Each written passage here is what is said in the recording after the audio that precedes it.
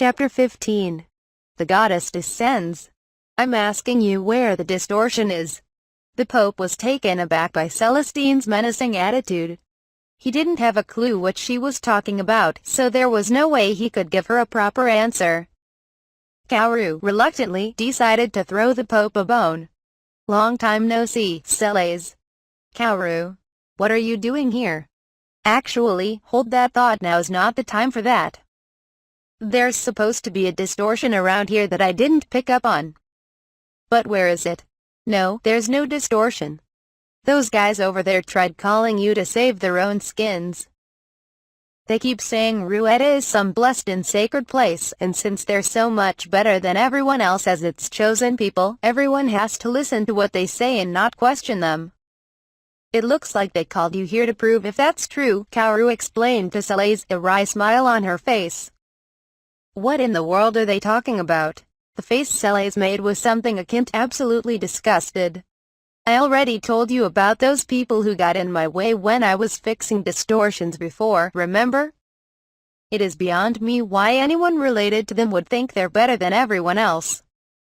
I'd say they're even less than your average human being, actually. I made them make it up to me by giving them a crystal and telling them to contact me right away if they found a distortion, but now they've decided to use it for their own personal reasons. They even interrupted me doing very important calculations to keep this world in balance just to do it. Celes's face was turning redder with every word, righteous fury building inside her. So that's what she's been doing all this time. Maintaining the world must take more work than I thought. I've given out a few dozen of those around the world already. Sometimes I get a few false alarms, but I don't really mind those. Some of the more bizarre natural phenomenons or disasters here can certainly seem like they could be distortions. But I'd rather deal with a few false alarms here and there over potentially letting a real one slip by me. What I do mind is when people try calling me for their own selfish purposes. This makes the second time in the last few thousand years. Wait, would that first time happen to be when I think it was? Kaoru stammered as she stiffened up. Yep, I told you about that too. I was so angry the last time this happened I ended up destroying the whole country. I couldn't quite find the right way to hold myself back, so I ended up blowing that one up and wrecking the countries around it in the process. The color drained from everyone's faces when they heard that. See, Celes, I'll teach you exactly where Rueda's borders are after this, so let's not get anyone else here involved in your wrath, please. And no, you can't, the Pope screamed. What about the Holy Land of Rueda and her blessed people? Holy Land? Blessed people? I don't think you've been listening, have you? That place was contaminated because of the distortion there, and those people got in my way while I was trying to do my job and keep this whole world from being destroyed. If it came down to it though, I was planning on blowing it up whether they were in the line of fire or not. The Pope collapsed on the ground when he heard Celes's cold remarks. Then, what about the girl? And is it true we're being excommunicated? I owe Kaoru so much for everything she's done for me. In fact, it's safe to say she's one of my best and most important friends by this point. As for this excommunication business, Celes looked up to the sky and pretended to think it over, which was probably her way of going back and sifting through the events that had happened up till now. Aha, I see. Well, you seem to be worried about being banned from my religion, but you were never my followers in the first place. You've just been going around using my name without my permission. I've never taught anyone a specific doctrine, and I've never recognized anyone as my follower.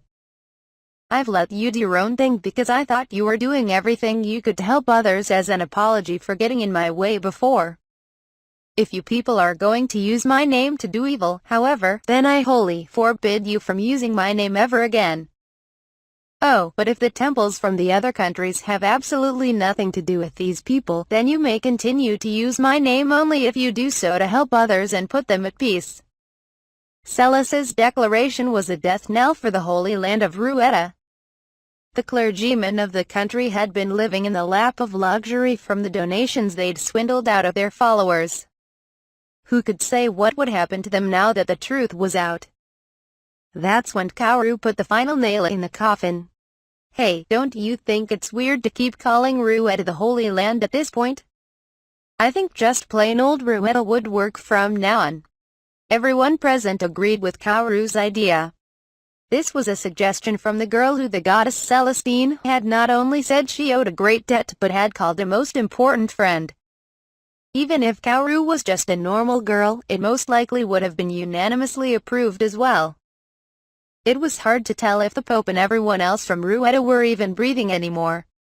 Celes had lost all interest in them by this point and turned to speak to Kaoru. I know you probably haven't done anything since you just arrived, but do you think you're going to have a good time here? Celes said with a smile. I've already been here for a while, Celes.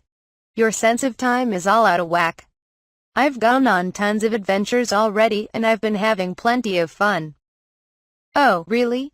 Then I wonder if it's alright to give the other god my first report on how you've been doing. Sure, I don't see why not. If you wait too long, I'll probably end up dying of old age or some sort of freak accident here. There's no way that would happen. You tell the funniest jokes, Kaoru, Celes said, giggling. Did I really say something that funny? Kaoru wondered to herself. Then I'll just take a peek at the records and see what I can fill him in on. That should let me know about all the adventures you've been having, too. Records? What records? Is she talking about that one thing? You know, the thing where, like, everything in the world is recorded? What was it called again? The Asai Stick Records.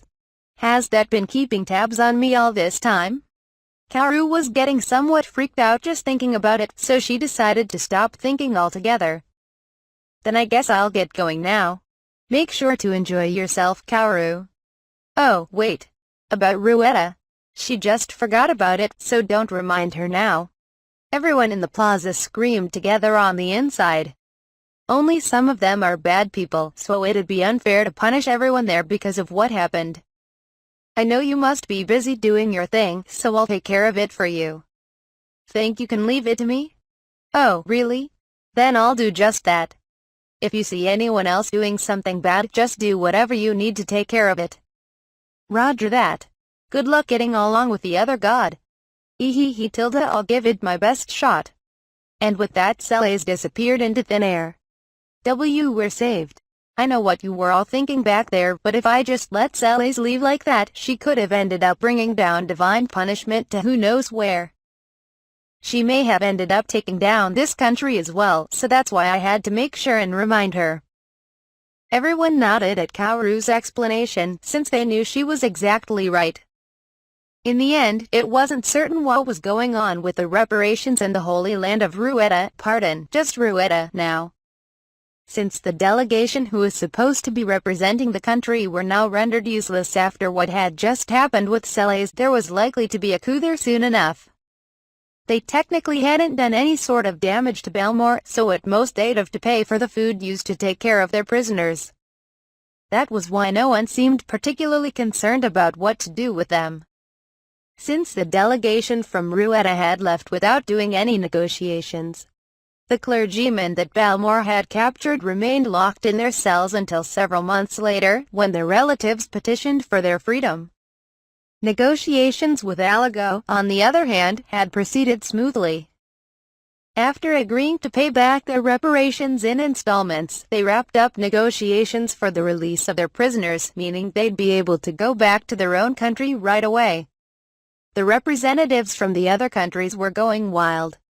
Acid Brancott and the other participants who'd traveled so far from countries further inland were deeply moved at the chance to see and hear the words of the goddess Celestine in person. What she'd talked about went beyond their wildest dreams, for better or worse. And that wasn't to mention them finding out the girl with unparalleled knowledge and the power to make potions with miraculous abilities also happened to be a friend of the goddess. She was an incredibly valuable girl, and they knew it. But if they tried anything funny to get her, their entire country would be wiped off the map. She was the friend of a goddess who'd destroy a country just for calling her down for no reason. if they tried doing anything to harm her. No, if they did anything to even slightly put her in a bad mood, there was no telling what Celestine would do to them. They'd leave her be and maybe try asking her for small favors. That should probably be the most they could get away with. For now, each of the representatives agreed to the suggestion of new trade deals with Balmore with the promise of sending delegates from the country to seal the deal sometime in the near future. After deciding countries facing the sea should begin building ships while those that weren't would focus on speedy delivery for health potions, the meeting was adjourned. Everyone gathered there was finally on their way back to their own countries.